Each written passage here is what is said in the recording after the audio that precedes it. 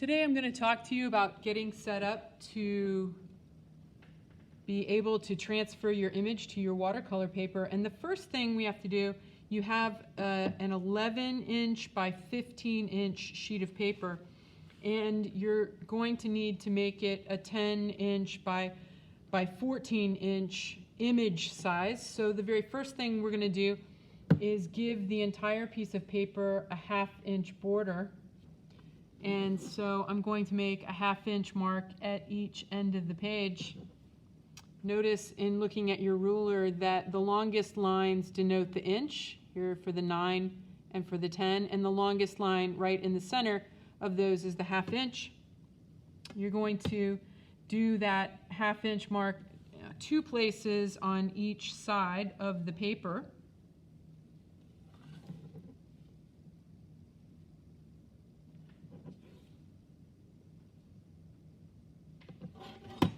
And the reason we put marks at the top edge and the bottom edge of the paper are so that when you connect those dots, you're getting a straight line. If you only did it in one location, you might get an angled line, and we don't want that.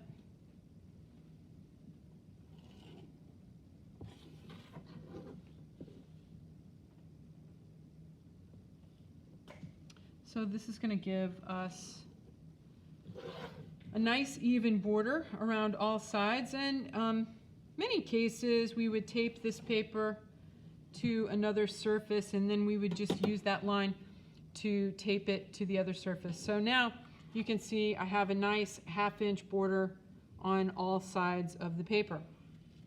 For this project, you're going to be working from a 5 by 7-inch photograph that you've taken of a still life image. So the image size you have here, 10 by 14, is exactly twice as big, right? 5 by 7 to 10 by 14, 2 times 5 is 10, 2 times 7 is 14. So when you print your photograph, I'm going to ask you to do a 1-inch by 1-inch grid on your photograph. So we're going to do a 2-inch by 2-inch grid on this paper. So your next step is to get your 2-inch boxes.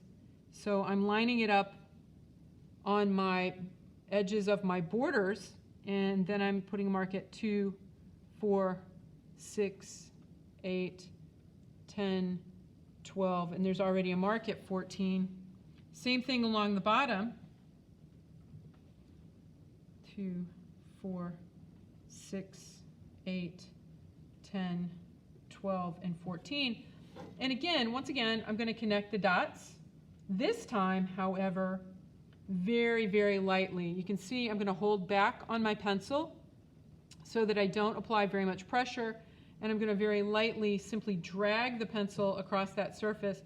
I imagine that line is too light for you to see on the video, but I can see it, and it doesn't need to be any darker than that, because ultimately we're going to want to erase those grid lines after we get our drawing on the paper.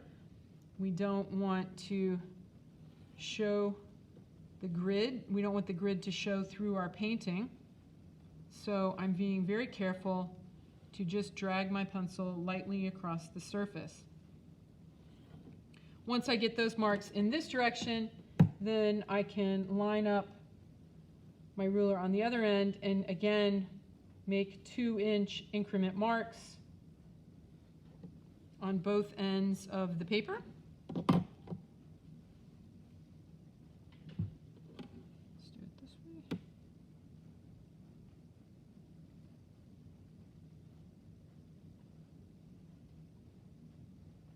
And we're going to connect the dots again, remembering to only very lightly drag that pencil across the surface. Hold back on the pencil. That gives you a super light pressure. Now, the same thing's going to apply when you begin your drawing. You want light marks when you begin to draw, but you will notice that if you go to the art museum, any art museum, and you look at watercolor paintings, you can frequently see some pencil lines through the painting that an artist has used as guidelines, either an underdrawing or maybe some other types of lines. So it's not unusual to see some pencil marks through a watercolor painting, but we don't want to see all of the grid layout.